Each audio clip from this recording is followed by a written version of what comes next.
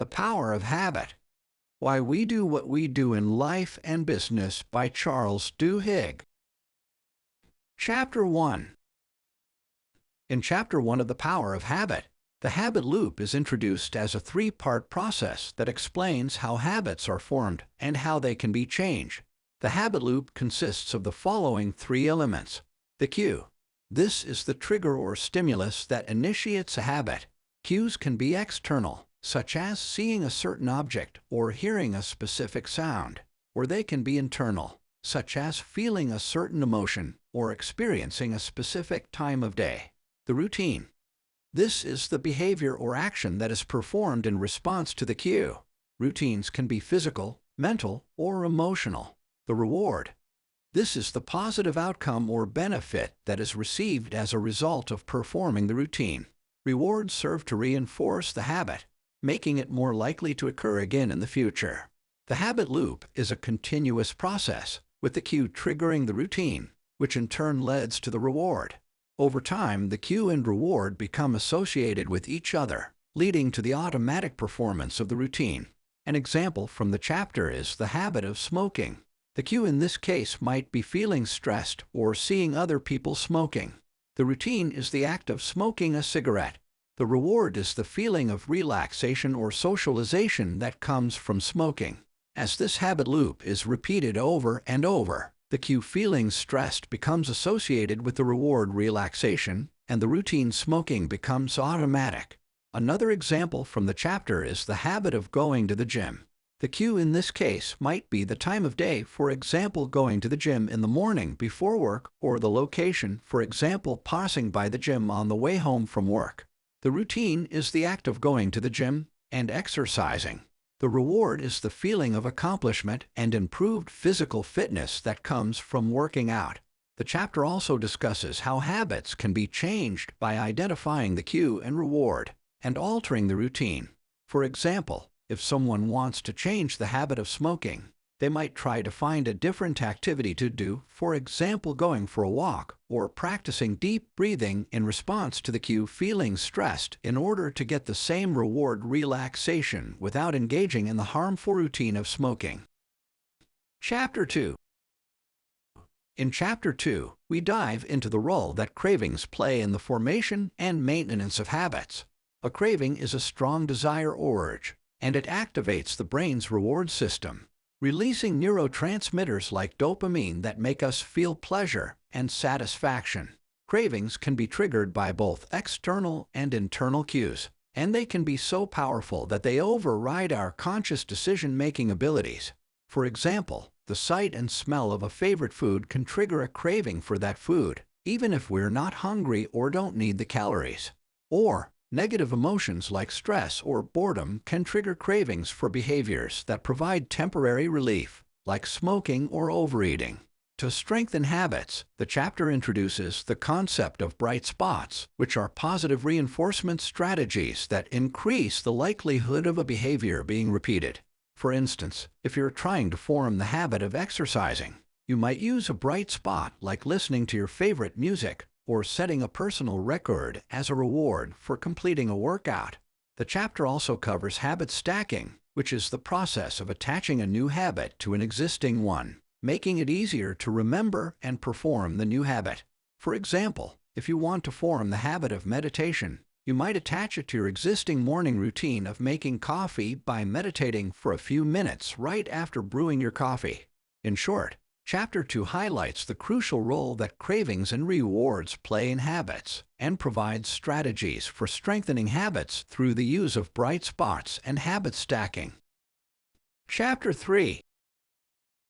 In Chapter 3 of The Power of Habit, the concept of the Golden Rule of habit change is introduced. The Golden Rule states that in order to change a habit, one must keep the same cue and reward, but change the routine. This is because the cue and reward are the parts of the habit loop that are most ingrained in the brain, and attempting to change them can be difficult or even impossible. By keeping the cue and reward the same, the brain's reward system can still be activated, and the positive outcome or benefit can still be achieved, making it more likely that the new habit will stick. The chapter discusses how this principle can be applied in various situations, such as improving one's physical health, financial well-being, and relationships. It also talks about the importance of understanding the underlying motivation for a habit, as this can help to identify the reward and make it easier to come up with a new routine that will achieve the same reward. For example, if someone wants to change the habit of eating unhealthy snacks in the afternoon, they might try to keep the same cue feeling hungry or bored in the afternoon, and reward feeling satisfied and energized, but change the routine by eating a healthy snack instead of an unhealthy one. Or, if someone wants to change the habit of procrastinating on their work, they might try to keep the same cue the start of the workday and reward the sense of accomplishment and productivity, but change the routine by breaking their work into smaller tasks and tackling them one at a time. Overall, Chapter 3 of The Power of Habit emphasizes the importance of the golden rule of habit change in successfully modifying habits and offers examples of how it can be applied in various contexts. Chapter 4.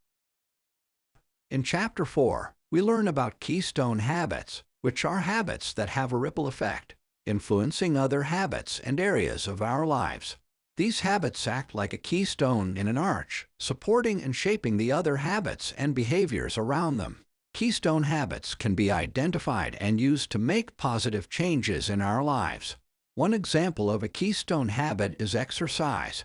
By making exercise a regular part of our routine, we may find that other positive habits and behaviors follow, such as eating healthier, sleeping better, and feeling more productive and focused.